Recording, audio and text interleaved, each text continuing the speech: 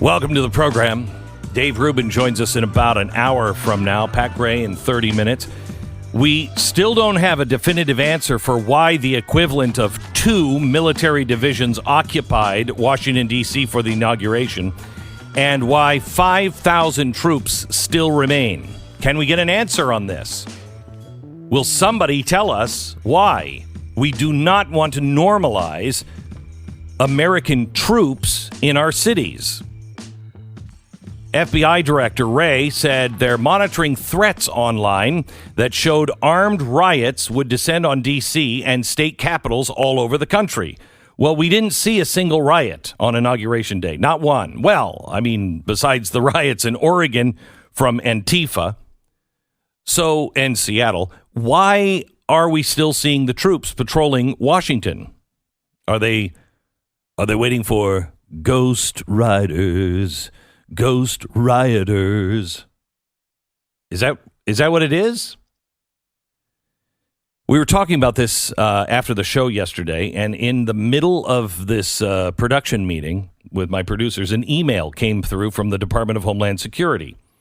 It is their first national terrorism advisory under the Biden administration, and it is the first national terrorism advisory since our action with Iran. It went into effect yesterday at 11 a.m. Here it is. I'm going to read it verbatim. The acting Secretary of Homeland Security has issued a National Terrorism Advisory System bulletin. Due to a heightened threat environment across the United States, which DHS believes will persist in the weeks following the successful presidential inauguration. Information suggesting that some ideologically motivated violent extremists with objections to the exercise of governmental authority and the presidential transition, as well as other perceived grievances, check out the last part, fueled by false narratives, could continue to mobilize to incite or commit violence. Do you see where this is going? Extremists,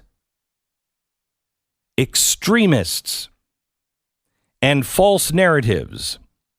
All right, extremists are going to be identified on broad terms. This is why we said Patriot Act, really bad idea, because all they have to do is relabel you terrorists, and everybody mocked that. I'm not going to be labeled a terrorist. I said, you don't know. Remember, the Constitution protects you for the future. It's not the guys that are necessarily in office today. You hold these truths to be self-evident, and then you stand as a guardian and a sentinel around those truths.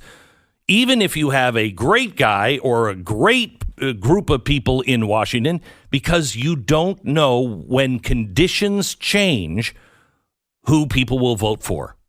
And it is only the Constitution that stops those people from becoming dictators and becoming a destructive force for freedom. Well, we're here now. Extremists being identified now in a broad and vague way, and the false narratives, whether from social media, news networks, podcasts, or anywhere else they'll find them, will be shut down. Now, reading through their examples of domestic violent extremists, see if you can think of who they might be looking at. Here are a few that were mentioned. Domestic violent extremists that have an opposition to immigration policy, have anger over COVID-19 restrictions, are angry over the 2020 election results. If you fall into any of those categories, you are now a person of interest for the federal government. Is that right? Is that what we're doing now? This advisory lasts until April 30th. I bet it gets extended, but they say it's going to last until April 30th. Stu, I brought in a chair from the Mercury Vault This is a chair my wife won't allow me to have in the house, and I don't even want it in the house. I bought it for one reason. If you're watching us on Blaze TV, let me just explain it. It's like a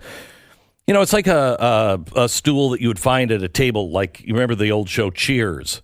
It's just a wooden chair. You've seen one like this a million times, except on the arm rests, there are leather straps.